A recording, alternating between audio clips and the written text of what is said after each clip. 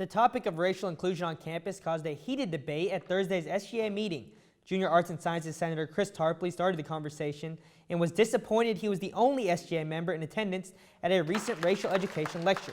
This prompted a discussion which lasted for over an hour, but Tarpley says he was happy because it opened SGA's eyes to what is truly happening on campus for some students.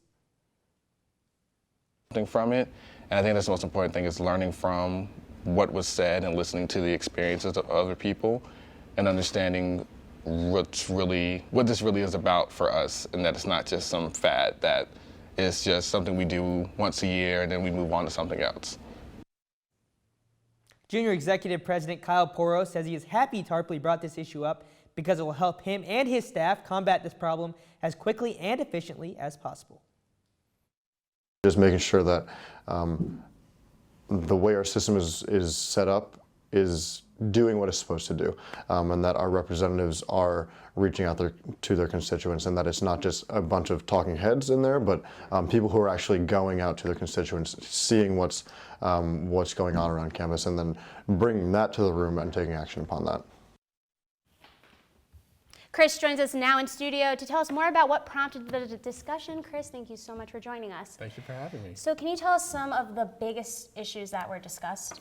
I think one of the biggest issues was, one, making sure that SGA is doing something to show the students that we actually care about the students and that we are interested in issues that are affected by them.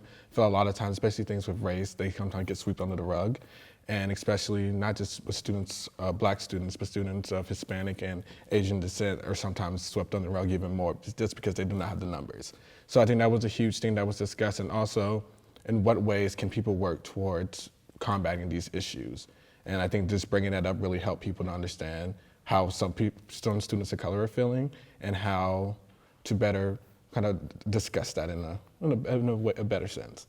And Chris, can you explain a little bit more in the meeting? What was the meeting like, and what exactly did happen during that meeting? What was discussed? So in SGA meetings, we have an open forum where anyone can talk, and after the race lecture, the professor, Dr. George Yancey, prompted me to ask SGA the question of what does their absence mean for our stance on race issues on our campus, and how does that translate to the campus? So I asked that question, and it has flowed out from there, and a lot of people were throwing out ideas, and I was very thankful for people to be able to say how they really felt so we could have an open dialogue and an honest conversation about the issue, and not just me talking at people. So a lot of people of color in the SGA were bringing up the issues and explaining how they felt, and also the white students were also saying how they felt and trying to understand what was really going on and how we actually felt. So that was an awesome experience.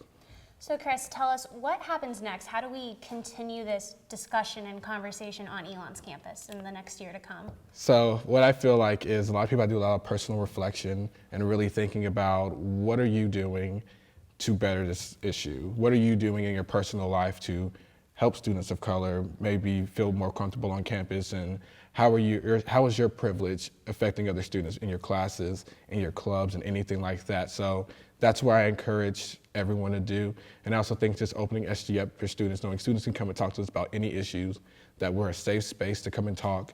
And I think that'll also help us get a better grasp of what's going on with the students and having more of these conversations. Chris, thank you so much for joining us. Thanks for stopping by and taking the time to talk. I really appreciate it. Thank you.